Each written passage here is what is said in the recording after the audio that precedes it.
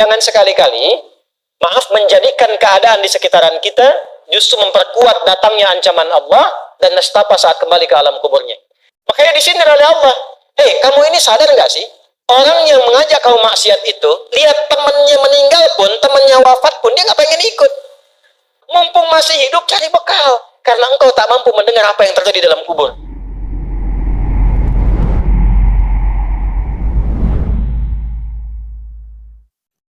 Ini nyambung semua ayatnya, indah sekali. Jadi kalau kita sudah sadar, ini resiko kebaikan, ini resiko keburukan, dan kita tahu akan wafat, akan dikuburkan, bagaimana cara persiapannya? Supaya nggak lalai tadi ya.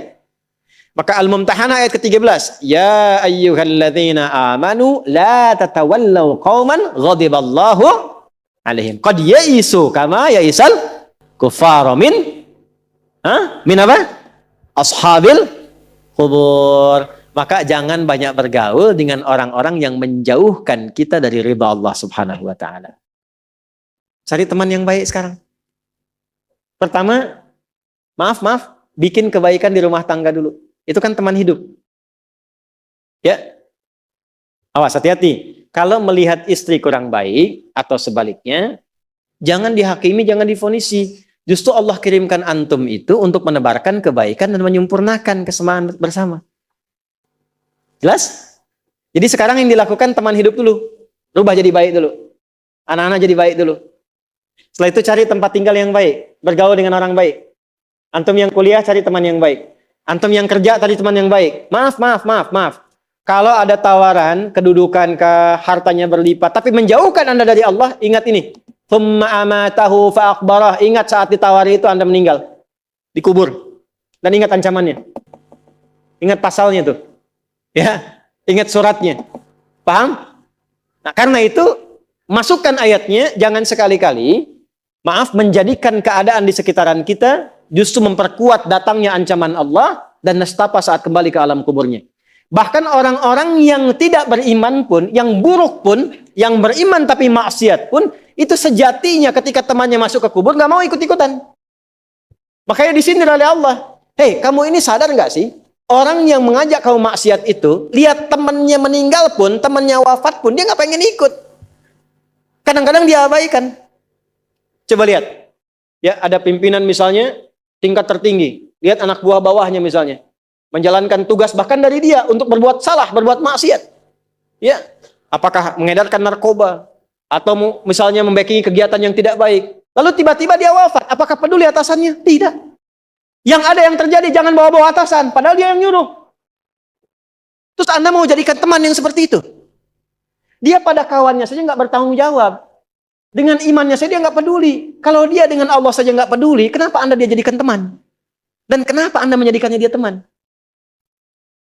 Kalau bahasa anak sekarang tuh begini, Allah aja dia gituin, apalagi kamu. Kan? Ya, Nabi aja dia cuekin, apalagi kamu. Kan? Ini peringatan Quran, ini bukan dari saya. Ini peringatan Quran. Jangan sekali-kali, Anda dimanapun, Anda berdinaskah, tugas formal. Anda berdagangkah, jangan berteman dengan orang menyimpang. Karena saat Anda susah pun yang akan peduli. Temannya aja yang sama-sama berbuat menyimpang, dia sisihkan, apalagi Anda. Paham? Teruskan. Quran surah ke 35 Fatir ayat 22. Wa ma yastawil ahya'u wal amwat innallaha yasma'u man yasha wa ma anta bimusmi'in man fil qubur. Kalau Anda masih belum sadar juga, kata Allah, hei, kamu ini masih hidup, masih punya harapan, masih punya bekal. Kalau sudah meninggal, nggak sama keadaan orang hidup dengan wafat. Mumpung kamu masih hidup, karena kalau sudah meninggal, temanmu yang meninggal pun kamu nggak bisa dengar suaranya. Cuma saya yang tahu keadaan di alam kubur. Karena saya tahu, kata Allah, dan saya punya Rahman dan Rahim, dengan sayang saya sampaikan kepadamu. Karena sayang saya. Ibu maaf, kalau ada anak misalnya, ingin berbuat menyimpang, ibu cegah tidak? Kenapa? Karena ibu sayang. Karena itulah ibu, saking sayangnya, maaf, jangankan anak lahir, di dalam saat dikandung pun, bukankah dijaga dari yang mafsadat? Dijaga dari yang merusak? Ibu kalau sedang mengandung, mau nggak makan makanan yang kotor? Makanan yang merusak? Tidak kan? Kenapa? Karena sayang kepada bayi yang dikandung, janin yang terkandung. Di tempatnya pun disebut oleh Allah dengan rahim. Karena ada rahim, dijaga betul. Miring kanan susah, kiri susah, telungkup gak mungkin. Dijaga supaya apa? Supaya di dalamnya merasakan ketenangan. Karena apa? Karena ada tempat disebut dengan rahim. Nah, Allah itu sifat rahim melekat kepadanya. Karena sayang dengan kita, diingatkan. Bahasa bebasnya gini, karena saya sayang engkau dengan rahimku. Karena saya cinta kamu dengan rahmanku.